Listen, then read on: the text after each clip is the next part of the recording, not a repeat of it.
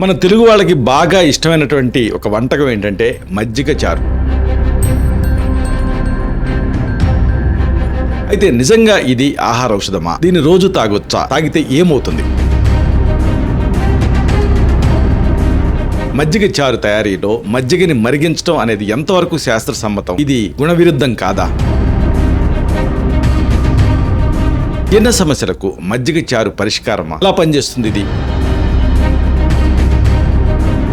అల్లం, మజ్జిగ, పసుపుతో చేసినటువంటి ఈ మజ్జిగ చారు శరీరానికి నిజంగా ఏం చేస్తుంది?